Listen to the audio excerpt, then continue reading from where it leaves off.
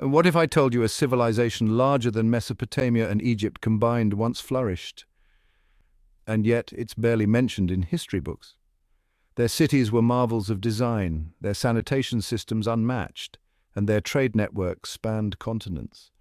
Despite their brilliance, their story has been buried in obscurity. Why don't we talk about them like we do the pyramids or ziggurats? Could it be because their greatness wasn't built to glorify rulers but to serve their people?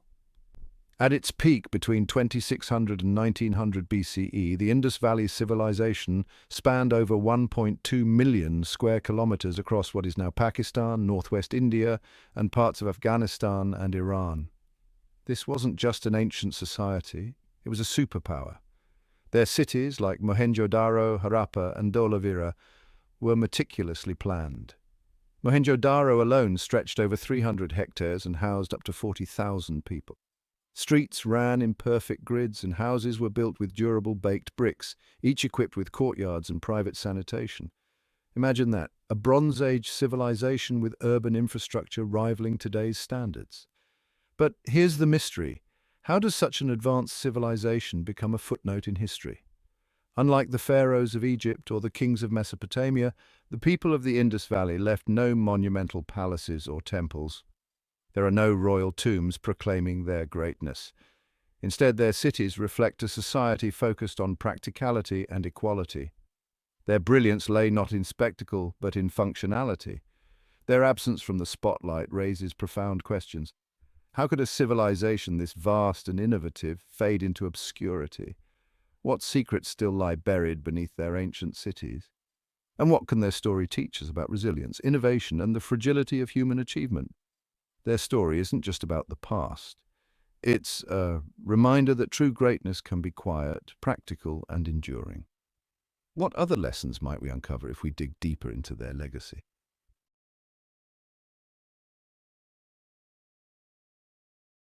Egypt gave us pyramids. Mesopotamia gave us ziggurats. The Indus Valley gave us cities, organized, efficient, and sustainable in ways that still astound modern archaeologists.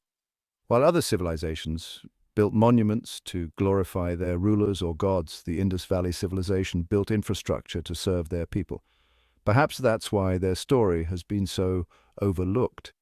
Their cities were planned with a precision that feels futuristic.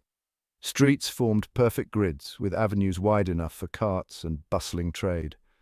Unlike the chaos of Mesopotamian cities, Indus cities prioritized order, hygiene, and accessibility.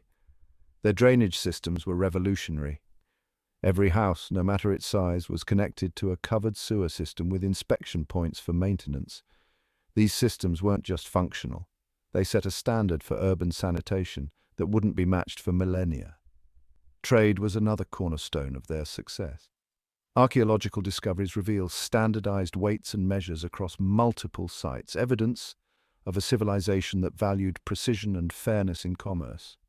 Some of their smallest weights were calibrated to just 0.85 grams, showing an extraordinary level of sophistication. Indus seals, intricately designed with symbols and animals, have been found in Mesopotamian cities like Ur and Sumer, proof of their vast trade networks. They traded prized goods like lapis lazuli, carnelian beads, and cotton textiles, luxuries that shaped the early global economy. But perhaps the most extraordinary thing about the Indus Valley is how their society functioned. Unlike Egypt or Mesopotamia, where kings and priests held immense power, the Indus Valley seems to have operated differently. There's no evidence of grand palaces, towering temples, or extravagant tombs. Instead, their cities suggest a society that shared resources and prioritized collective well-being. Homes were remarkably uniform in size, and infrastructure served everyone equally. This egalitarian model challenges everything we think we know about early civilizations.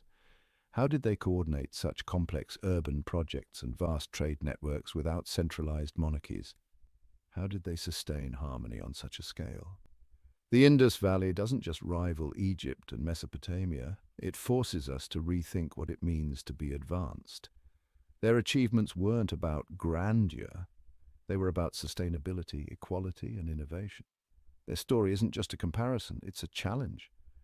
Could their egalitarian approach hold lessons for us today?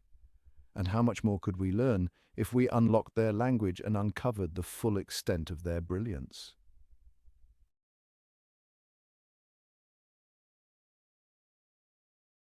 The Indus Valley Civilization left us many treasures, pottery, tools, figurines, but none are as tantalizing as their inscriptions. These symbols, known as the Indus script, remain one of history's greatest mysteries. Imagine holding the key to understanding their governance, religion, and daily lives, yet being unable to decipher even a single word. Scholars and linguists have spent decades trying to unlock its secrets, and failed. What makes the Indus script so enigmatic? It consists of over 400 unique symbols, but most inscriptions are frustratingly brief, often just 4 or 5 characters long. Without a bilingual text like the Rosetta Stone, linguists can only speculate. Was it a symbolic shorthand for trade and administration?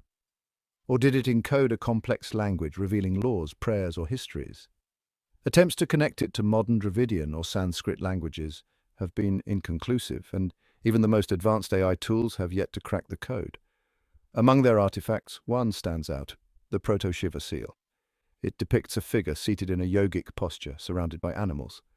Some scholars believe it represents an early form of Hindu worship, while others argue it symbolizes a unique spiritual tradition lost to time. Without a deciphered script to confirm its purpose, this seal remains a symbol of the civilization's enduring mystery. Even beyond their script, the cultural practices of the Indus Valley defy easy classification. Unlike the Egyptians and Mesopotamians, who left behind vivid depictions of their gods and rulers, the Indus Valley people left no monumental sculptures or grand murals. What we know comes from their artifacts, intricately carved seals, small figurines that might represent fertility goddesses, and structures like the Great Bath of Mohenjo-Daro. Was this massive pool a site for religious purification, social rituals, or something else entirely? We don't know. But this mystery is more than academic. Deciphering the Indus script could revolutionize how we understand early human history. What if their inscriptions reveal a political structure unlike anything we've seen, one based on consensus or equality? What if they shed light on their trade practices, spiritual beliefs, or even the reasons for their decline? Cracking the code of the Indus script might not just rewrite history, it could redefine how we understand civilization itself. For now, the Indus script keeps its secrets, teasing us with the possibility of unlocking a lost world. What stories are hidden in those undeciphered symbols? And what might they tell us about humanity's earliest experiments with language, culture, and progress?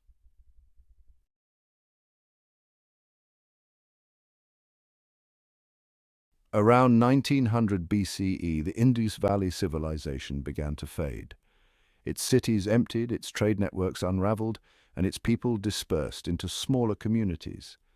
But how does a society so advanced, so vast, and so resilient simply decline? The answer isn't simple, and it carries lessons for us today. One of the most compelling theories involves climate change. Geological studies reveal that during the civilization's decline, the monsoon system that supported their agriculture grew weaker. Rivers like the Saraswati, once vital lifelines, dried up or shifted course, transforming fertile lands into barren deserts. Without reliable water sources, their ability to sustain massive urban centers crumbled. Their trade networks also began to falter. As Mesopotamian cities faced their own crises, demand for Indus goods like lapis lazuli, carnelian beads, and cotton textiles declined. Combined with environmental challenges, this economic disruption created a perfect storm that even their ingenuity couldn't withstand. Yet what's remarkable is what isn't found. There's no evidence of violent invasion or catastrophic destruction. Archaeological digs show no widespread signs of fire or war, and the scarcity of weapons in their ruins suggests they were a largely peaceful society. Instead, their decline appears to have been gradual as populations migrated to rural areas, adapting to a harsher environment. So why does their story matter to us today? Because the challenges they faced, climate change, resource scarcity, and economic instability, are strikingly similar to those we grapple with now. The Indus Valley's decline isn't just a cautionary tale. It's a mirror reflecting the vulnerabilities of even the most advanced societies. If they could fall, what's stopping us? But their story isn't only about collapse, it's about resilience. Even as their cities were abandoned, elements of their culture endured. Techniques in water management and bead-making influenced later societies, and their egalitarian ideals challenged modern assumptions about power and governance. The Indus Valley didn't vanish. They adapted, leaving behind lessons in sustainability and ingenuity. Could their decline have been prevented? And more importantly, can we learn from their triumphs and their tragedies to navigate our own uncertain future? The Indus Valley Civilization's story isn't just about the past. It's a blueprint for resilience in the face of crisis and a reminder of humanity's capacity to adapt.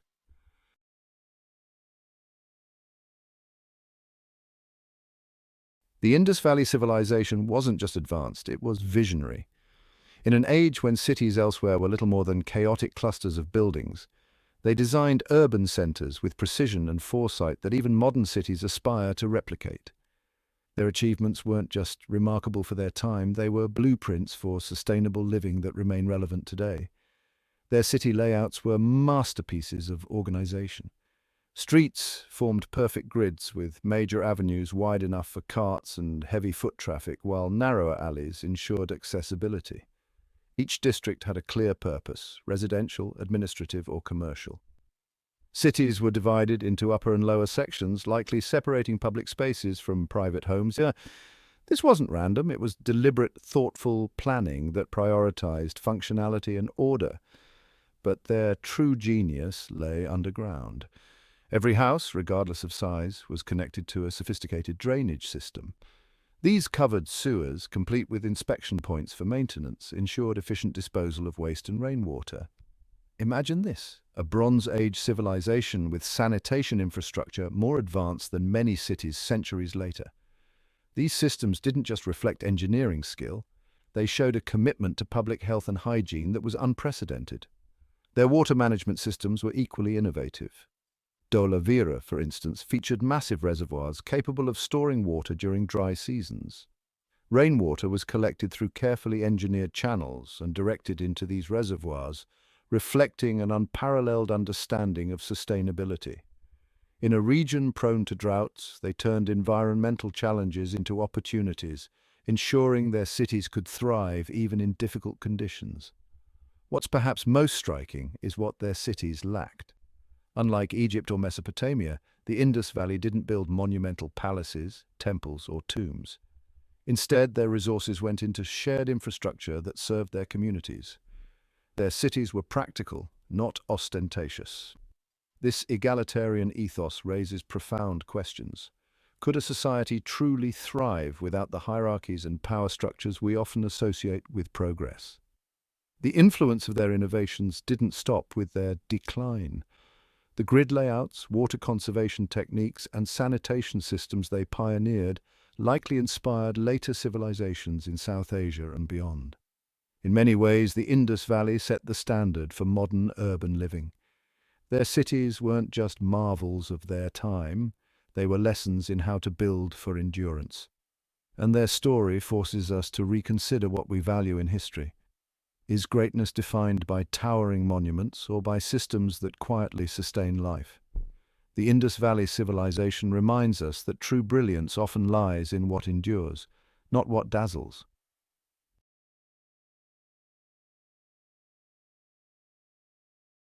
The Indus Valley Civilization was larger than Mesopotamia and Egypt combined. Its cities were more advanced than anything the ancient world had seen. Its trade networks connected continents, and its egalitarian society challenged norms that shaped early civilizations. Yet, for most people, it remains a footnote in history. How can a civilization so extraordinary be so overlooked? Part of the answer lies in what they didn't leave behind. Unlike Egypt, where towering pyramids immortalized pharaohs, or Mesopotamia, where ziggurats celebrated the gods, the Indus Valley left no grand monuments. Their cities prioritized practicality over grandeur, serving the needs of the people rather than glorifying rulers. In a world that often equates historical significance with spectacle, this lack of ostentation may have contributed to their obscurity.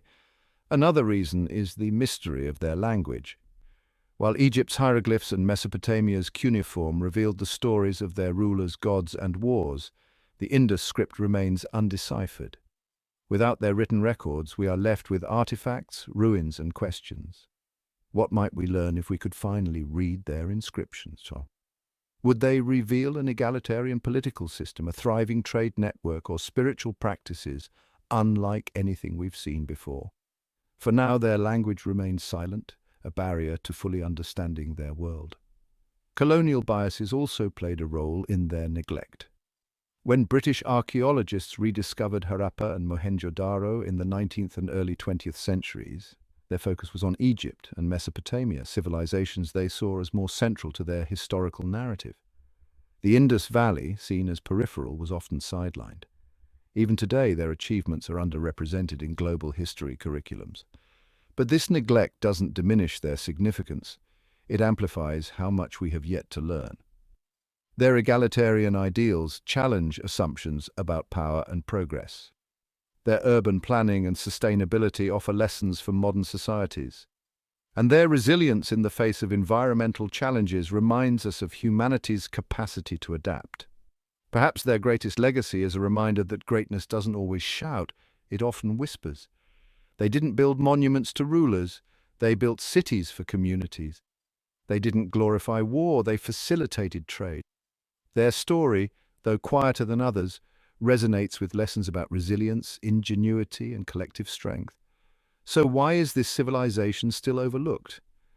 Perhaps it's because their values, sustainability, equality, and practicality don't fit the traditional narratives we expect from history. But in a world facing climate change, inequality, and resource scarcity, their story isn't just a lesson. It's a mirror reflecting our own challenges and possibilities. The Indus Valley Civilization wasn't just a superpower, it was a model for how societies can thrive in harmony with their environment and each other. What other secrets might still lie buried in their ancient cities? And what lessons could they hold for our future? Their story isn't finished. It's waiting to be rediscovered.